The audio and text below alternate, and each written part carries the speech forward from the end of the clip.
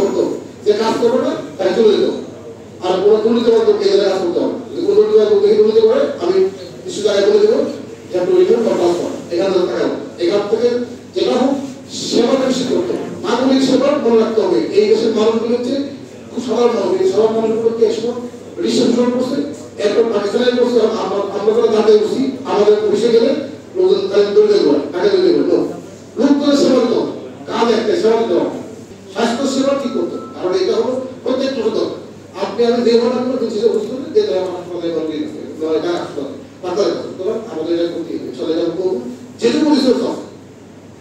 কিছু কিছু লোকজন আছে যারা মনে করেন একদম রিমোট বলাতে টাকা রাখতে দেয়, সেটাও মনে করছি ঠিক আছে। আসলে আছে এক্সপার্ট টিম শহর থেকে সপ্তাহে 2 দিন যাবে, ঠিক আছে।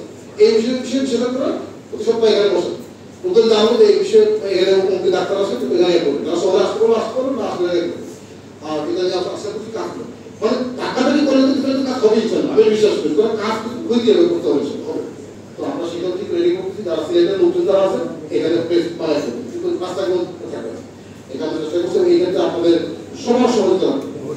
কারণ হচ্ছে এটা সবার সাথে তারা সপ্তাহ সরকারের জন্য খুব মুশকিল, আমরা চেষ্টা করছি করার জন্য। আমার মনে করি অবশ্যই সম্ভব, কর্তব্য। আচ্ছা, এরপরে যেটা হচ্ছে আপনার স্বাস্থ্য সেবা বিষয়। স্বাস্থ্য আপনি জানেন যে আমি প্রথম দিন এসেই পরে আমি আমার যারা সকল কর্মকর্তাদের বসছিলাম এবং আমি প্রথম দিন আপনাদেরকে বলছি আমার হচ্ছে প্রায়োরিটি, আমি সকল বিষয় দেখবো কিন্তু এখন প্রায়োরিটাইজ করি কোনটা আগে দেখবো এটাই প্রায়োরিটি। এর মধ্যে আমার স্বাস্থ্য এবং শিক্ষা ক্রিয়া আছে। তো আমি আমার ভিতরকে বলছি ওদের যখন ইন্সপেকশনে যাবো ভিজিটে যাবো তখন আমি অন্যান্য দপ্তরের কোনো হোটেল নিই না। তখন ওদের আমি আমার সিভিল সার্জনে গিয়েছি, আমার সাথে গিয়েছে, শিক্ষক স্যার গিয়েছে, তখন আমি ভয় ঘাটে গেতে বলে আপনার হাসপাতাল করতে গেছি। আপনার খুবই মারাত্মক অবস্থা, খুবই কিছু জিনিস হচ্ছে আপনি দায়িত্ব পালন না করার কারণে সমস্যা, কিছু হচ্ছে আপনার তো বাজারের সমস্যা আছে, সেটা আরেকটা বিষয়। আমি দেখলাম যে এখানে 4 জন ক্লিনার আছে আউটসোর্সিং নিয়োগ দেওয়ার, কিন্তু হাসপাতালে এত নোংরা অনেক কাজ করে, মানে যেটা পরিষ্কার করবে ময়লা করবে। আমি এসে করবেন আমার অফিসে ঠিকঠাক করছে, আমার অফিসে বলে দিচ্ছি আপনি কোনো যদি ময়লা থাকে এবং আমি কিন্তু ডিফারেন্ট মানুষ, মানে অন্যান্য রুলস লাগে না। আমি কিন্তু পুরো আমার জায়গায় থাকি এই বিল্ডিং এর সামনে বেড়ায় গাছ আছে কি আছে না আছে সব বলা যায়।